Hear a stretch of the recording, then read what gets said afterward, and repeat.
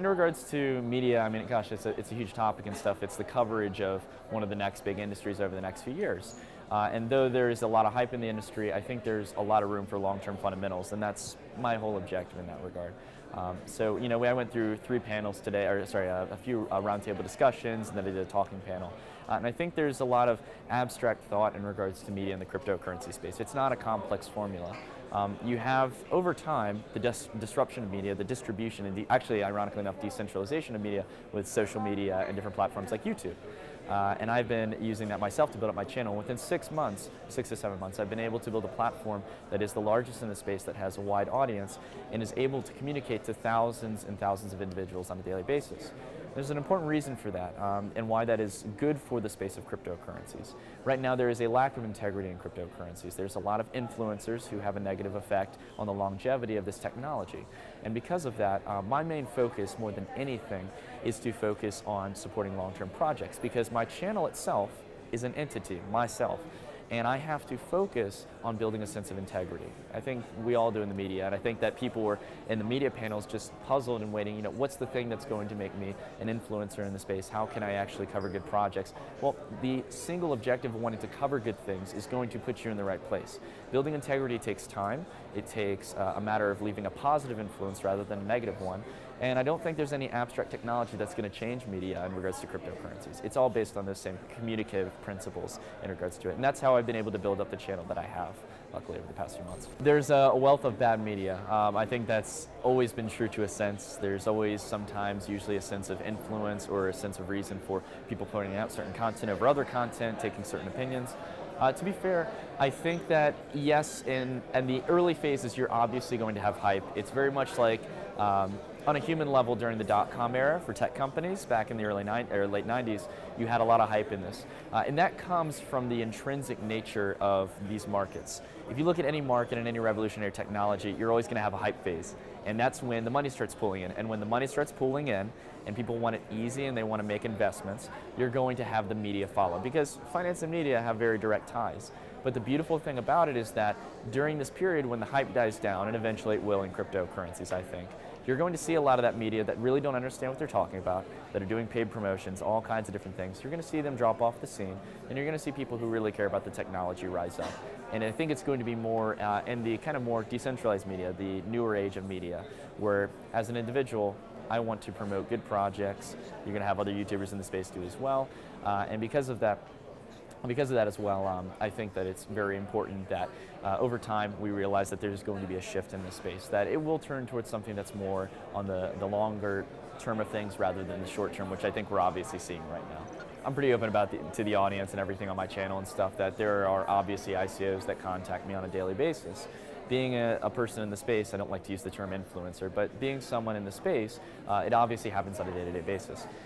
The problem is that ICOs don't realize that a lot of the new age media, YouTubers, bloggers, etc., like I said, going back to that integrity topic, it's very fundamental that we as YouTubers, for example, cover good projects, because people are going to look at, for example, a lot of the people in the case who are promoting BitConnect, for example, on YouTube and all these different platforms. They're gone now that BitConnect's been crashed. I mean, they still have their subscribers and maybe their numbers they can promote, but they will never have the same level of reputation they did before. YouTubers, whether they're doing it for that business purpose or that they really care about the technology, to be fair, I really do, we care about the integrity basis. So when a company comes to me and says, I'd like to give you $10,000 of tokens, I don't want to do that. I don't care about $10,000 worth of tokens, because I care about fundamentally investing in projects that are going to go for the long term.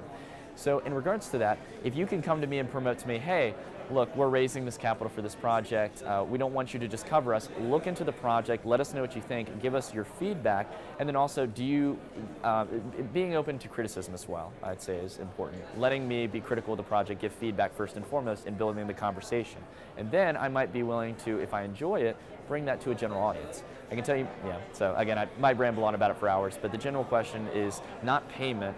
We don't care about the short term. If we really like a project, we'll invest in it ourselves, we'll cover it, and we'll go about the process of actually bringing it into fruition if we really like it. I go through a pretty rigorous process. It's nothing advanced in any sense. It's something that I used for my 6 to 7 years of trading and investing experience in traditional markets. The fact of the matter is that there are way too many ICOs that fit into a few categories. they're promoting a project that does not operate or benefit from blockchain technology. That's just something we have to be real about. I'd say 95% of ICOs do that. Second off, they don't have teams of people who have either met into the cypherpunk movement, the original people who developed blockchain-based projects and got into the Bitcoin scene, or they aren't people who had a track record of success. They either aren't working at Fortune 500 companies, or they don't have projects of their own that they've built, or they don't really care about blockchain. They're just getting in the space 3 or 4 months ago because, oh, well, it's the next big thing. So here's some of the things I look for in regards to ICOs that are able to shrink my time period very well. First and foremost, if you're raising tens of millions of dollars and you don't have a fundamental product, whether that be a minimal viable product that's physical and tangible, or an alpha software, it's not worth my time. I don't care about it. And I'm going to write it off very quickly because it shows that people haven't put in the effort before they're going out and raising tens of millions of dollars for their idea. And the second thing as well is that before anything, I want to make sure that your application is practical on the blockchain. So if there's an industry that doesn't benefit from removing a middleman or doesn't benefit from immutability, which is blockchain's biggest selling point, censorship resistance and keeping track of information, then I don't care about it as well. If you do that for 2 projects, or sorry, if you do those 2 stances on any given project, you're going to see a whirlwind of these ICOs that are highly valued be wiped out of the picture. And you'll actually have a much better job when you narrow it down towards finding the good projects. And that's what I do as a YouTuber. This is my first forum. It's been very exciting. There's obviously a lot of great networking you can do with people and a lot of thought that comes from the different roundtables and speeches. But more than anything, I wanted to meet like-minded people. It's why I've been going on a general world tour. I want to actually communicate with the community, hear what their desires are, because more than anything, I'd like to see this movement grow, and I want to promote as much good projects as I can. And to find a lot of those projects, you have to come to forums like this. You got to meet people, you got to talk with people, and through discussions, you can learn what their intentions are, whether they're in it for the short term or long term. And I want to build those relations early on so we can promote cryptocurrencies for the long term.